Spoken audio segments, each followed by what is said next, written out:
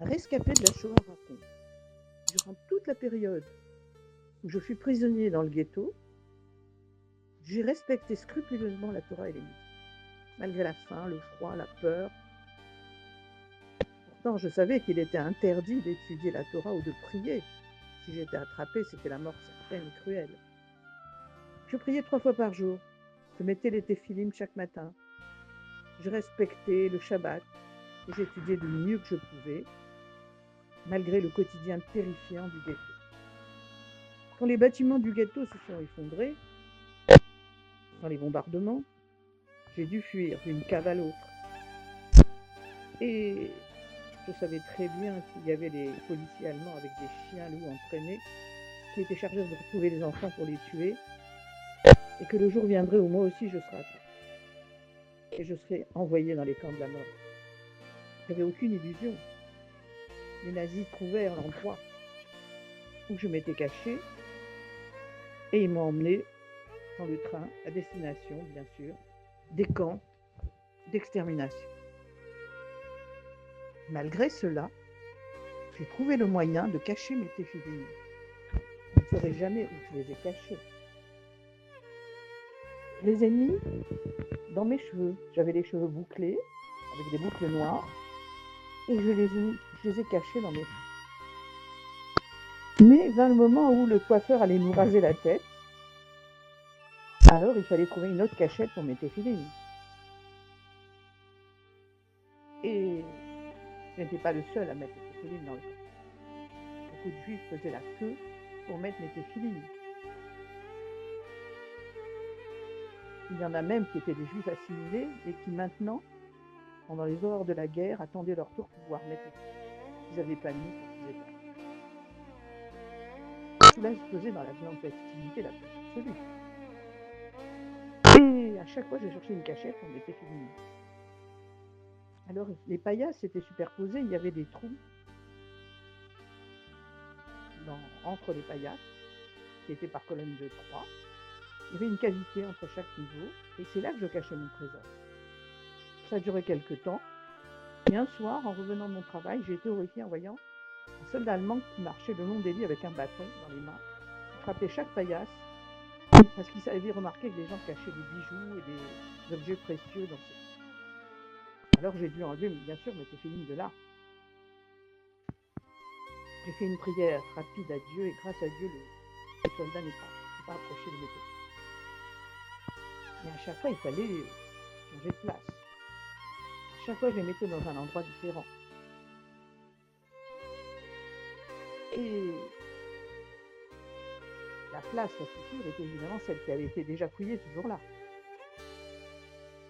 Un jour, c'était un jour d'hiver glacial, les nazis nous réveillaient bien avant l'aube pour nous compter. Et on était transportés par camion dans la forêt. Et là, on devait descendre des camions et nous mettre à creuser le sol gelé pendant des heures. On faisait des tranchées. Et on recevait à peine pour manger 2-3 tranches de pain noir par jour, qui ne suffisaient pas à rassasier notre faim, mais qui nous gardaient en vie tout de même. Malgré ma fatigue, je ne pensais qu'à une chose, mes téphilim. Je n'avais pas mis mes téphilim ce jour-là. Nous avions été amenés dans la forêt, et maintenant, le jour était en train de se coucher. Il fallait que je les mette avant la tombée de la nuit. Comment j'allais faire? Je ne savais pas quoi faire. Et finalement, je me suis rappelé qu'ils avaient été transférés dans la baraque numéro 4 à cause des perquisitions. Qu'est-ce que je pouvais faire maintenant? Et je me suis dit qu'après tout, il n'y avait pas d'obligation de sacrifier sa vie pour mettre les téphilim.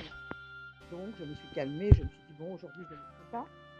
Et après, j'ai changé d'avis. Comment pouvais-je laisser passer un jour de ma vie sans mettre les téphilim? C'était pas possible. Et qui sait ce qui se passera demain?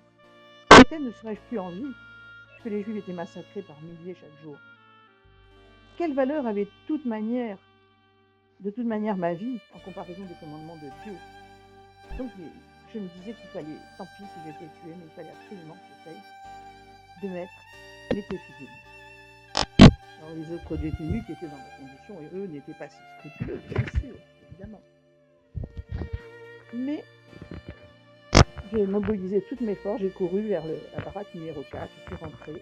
Je suis relevée, il n'y avait personne, nul allemand à l'horizon. J'ai fait la queue pour mettre les téphilines. Les gens dans la queue ne récitaient que le premier paragraphe du schéma et les passaient aux autres. Et voilà. J'ai déporté me souhaiteur de tout cœur le succès dans mon retour.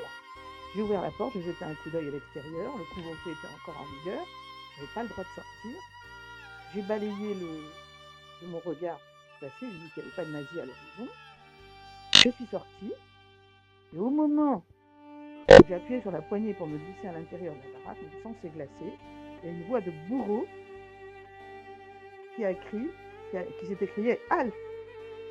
Je suis retournée, j'ai l'impression que le sol s'est dérobé sous mes pieds. Il y avait un garde ukrainien, c'était des collaborateurs zélés des nazis, les Ukrainiens, qui venaient de m'apercevoir, juste au dernier moment. Il avait déjà dégainé son fusil et le pointait en direction de mon corps. Dans la plupart des cas, les gardes, c'était soit des Polonais, soit des Ukrainiens, souvent des voleurs et des assassins antisémites. Ce garde était connu pour être un vrai sadique. Il adorait contempler les détenus juifs touchés par ces multiples balles, tombés au sol et se tordant de douleur. Et quand il était libre, tous les détenus tentaient par tous les moyens de l'éviter. Maintenant, ce garde me tenait en joue avec son fusil. Il me demanda « Où étais-tu? Ne sais-tu pas que c'est le couvre-feu » Je tentais de toutes mes forces de trouver une excuse. Mais d'un seul coup, je décidai de le faire exploser de rage. « J'ai mis les téphilines » répondis-je avec une simplicité déconcertée. « Quoi? Tu as osé mettre les téphilines malgré l'interdiction? Je sais ce que sont les téphilines, mes voisins étaient juifs. Mais je ne te crois pas. Montre-moi ton bras. » J'ai remonté la manche gauche de ma chemise et les traces des lanières étaient encore visibles sur mon bras. Son visage est devenu rouge cramoisi. Il s'est précipité vers une grande cloche. Il a actionné à toute volée. Tous les détenus devaient se présenter à cet appel. Tout le monde est sorti de toutes les baraques. Et d'un seul coup, s'adressant à tous les juifs qui étaient sortis, l'Ukrainien dit « Juifs, regardez bien votre ami. Il a transgressé l'ordre du couvre-feu. Et pour quelle raison? Pour mettre les téphilines, ce qui est aussi sévèrement interdit. Personne ne peut prétendre l'ignorer. » Tout le monde était pétrifié. C'est là, à ce moment-là, il a pris une intense inspiration et a dit « Jamais je n'aurais cru que l'un d'entre vous serait prêt à donner sa vie pour sa religion. Mais puisque c'est le cas, j'accorde à cet homme la permission de mettre ses téphilines quand il le désire, et je veillerai personnellement à ce que personne ne le dérange ou l'en empêche. »